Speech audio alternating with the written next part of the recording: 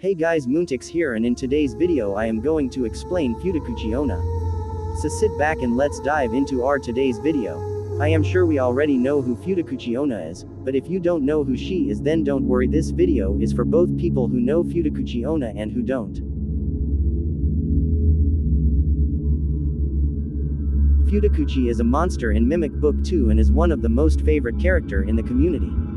We still don't know her name inside Mimic. Someone asked this question on Twitter.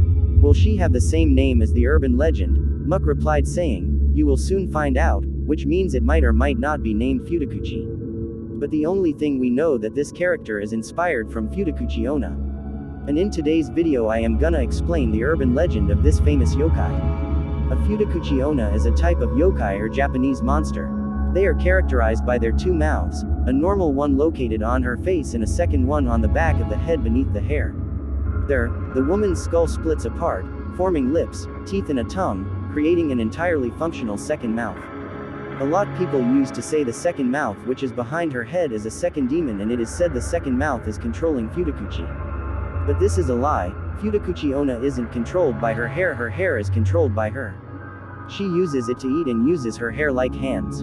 In Book 2 Futakuchi onna will make an appearance in Chapter 1.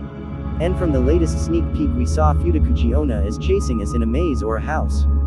Welp, it's a maze inside a house. We can see her face is red in the video, but in past few sneak peek we didn't saw her face look red. You might be wondering, why is her face red?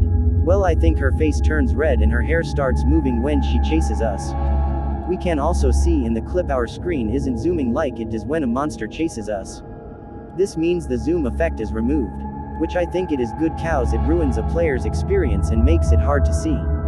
But it is not confirmed yet, so we gotta wait to confirm this. I hope you now know who Futakuchi onna is, and if you now understand, then let's know about the origin of Futakuchi onna. The origin of a Futakuchi onna's second mouth is often linked to how little a woman eats. In many stories, the soon-to-be Futakuchi onna is a wife of a miser and rarely eats. To counteract this, a second mouth mysteriously appears on the back of the woman's head. The second mouth often mumbles spiteful and threatening things to the woman and demands food. If it is not fed, it can screech obscenely and cause the woman tremendous pain. Eventually, the woman's hair begins to move like a pair of serpents, allowing the mouth to help itself to the woman's meals. While no food passes through her normal lips, the mouth in the back of her head consumes twice what the other one would. In another story, the extra mouth is formed when a stingy woman is accidentally hit in the head by her husband's axe while he is chopping wood, and the wound never heals. Other stories have the woman as a mother who lets her stepchild die of starvation while keeping her own offspring well fed. Presumably, the spirit of the neglected child lodges itself in the stepmother's or the surviving daughter's body to exact revenge. There are a lot of stories about Futakuchi onna. Some are false and some are true. But there is a very popular story of Futakuchi onna, and it is said to be true. Get prepared, cows, I am about to read out the story of Futakuchi onna. One story tells of how in a small rural village in Fukushima there lived a stingy miser. Because he could not bear the thought of paying for food to support a family, the miser lived entirely by himself. One day he met a woman who did not eat anything at all, and he immediately took her for his wife. The miser was thrilled with her because she never ate a thing and was still a hard worker. However, his stores of rice steadily decreased, and he could not figure why, for he never saw his wife eat. One day, the miser pretended to leave for work.